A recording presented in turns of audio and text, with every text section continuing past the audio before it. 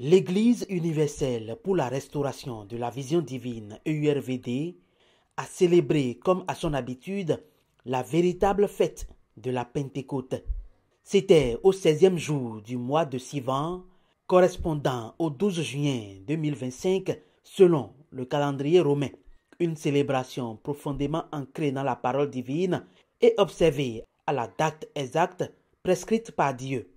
Au cœur de ce rendez-vous spirituel, un culte spécial s'est tenu à Majestic Kadiaoun à Cotonou, ponctué de moments forts tels que l'entrée triomphale du prophète, des moments d'adoration et un puissant enseignement sous le thème « Les pêcheurs d'hommes pour la croissance des bons grains et la destruction des ivraies ». Lorsque vous rentrez dans une année, selon Dieu, la première fête que Dieu accorde à son peuple, c'est la célébration de la fête de la Pâque. Lorsque vous finissez de célébrer cette fête pendant les 8 jours, recommandé bien sûr, Dieu nous autorise de compter 7 semaines. Le lendemain du 7e sabbat, Dieu demande encore à son peuple, bien sûr au temps de la loi, de venir célébrer encore une fête appelée la fête des moissons, où l'enfant de Dieu doit présenter à Dieu les prémices, les premiers fruits de sa vie.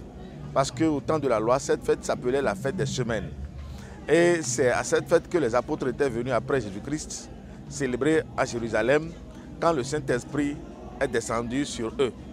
Et depuis ce temps, la fête a changé de nom et désormais elle s'appelle la Pentecôte. L'un des moments clés de la célébration a été le renouvellement des badges des sarments, un acte hautement symbolique qui consacrent leur engagement renouvelé à la mission divine.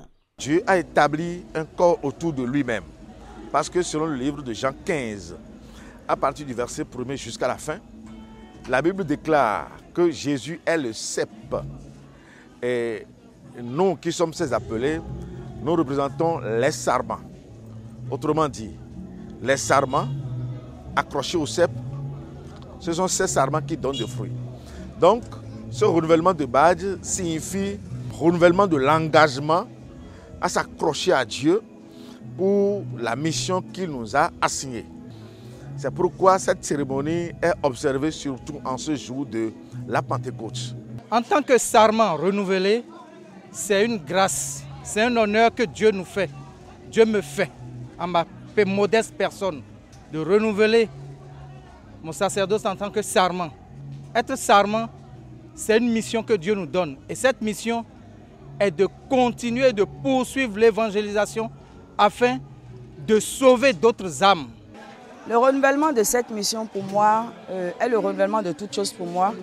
Le renouvellement sur le plan spirituel, le renouvellement de toutes les âmes dont l'Éternel me forge, de toutes les âmes dont je suis revêtu pour œuvrer ensemble à côté du cep qui constitue mon prophète. Cette mission qui lui a été assignée, celle de ramener toutes les âmes égarées à l'Éternel Dieu. La mission qui lui a été assignée, qui est de restaurer l'adoration de Dieu dans toutes les vies. Donc je me sens vraiment privilégiée, je me sens fière de l'accompagner dans une telle mission. Un sarment est là pour gagner les âmes, comme Pierre. Pierre a été envoyé en tant que pêcheur d'hommes. Aujourd'hui, les sarments aussi sont des pêcheurs d'hommes. Nous sommes là pour conquérir le monde, ramener les cœurs à Jésus-Christ. Le prophète Justin Olaniyan a saisi l'occasion pour lancer un appel vibrant à tous ceux qui n'ont pas encore reçu la lumière de cette révélation.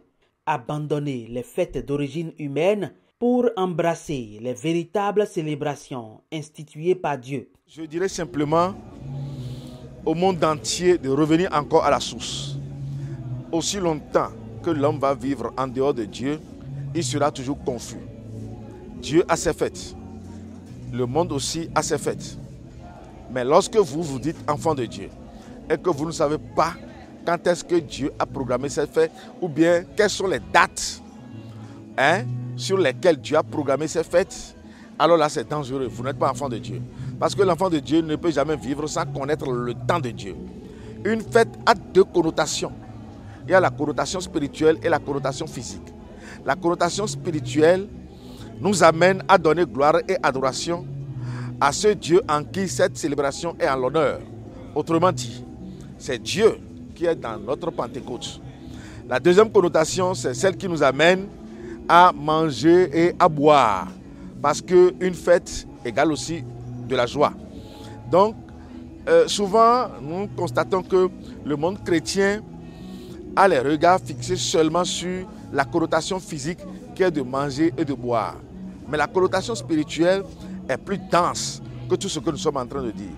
Donc, lorsqu'une fête ne vient pas de Dieu, normalement, l'enfant de Dieu doit s'y retirer et chercher ce que Dieu a programmé pour son bonheur. Dans un esprit de gratitude, le président du comité des rites et célébrations divines à l'EURVD a exprimé ses remerciements à tous ceux qui ont œuvré pour la réussite de cette célébration. Je voudrais, en tant que responsable de l'organisation, remercier d'abord l'Éternel Dieu, le Dieu Jésus-Christ, le Dieu du prophète Justin Olaniyan, remercier le prophète Justin Olaniyan lui-même parce qu'il est un devancier sage, intelligent, il est notre repère, il est notre source, il est notre enseignant. De remercier pour sa façon de nous guider. Remercier tous les serments qui ont mis la main à la pâte pour que la fête soit bien organisée. Remercier aussi tout le peuple saint, le peuple de Dieu, les enfants de Dieu, les enfants qui connaissent le Dieu qu'ils adorent. Car Jésus-Christ a dit dans la Bible que vous ne connaissez pas ce que vous adorez, mais nous connaissons ce que nous adorons. Et c'est sur cette note d'unité, de joie et d'engagement renouvelé que s'est achevée cette célébration de la Pentecôte ARS 21 à l'EURVD. Rendez-vous est pris pour les prochaines célébrations selon le calendrier divin.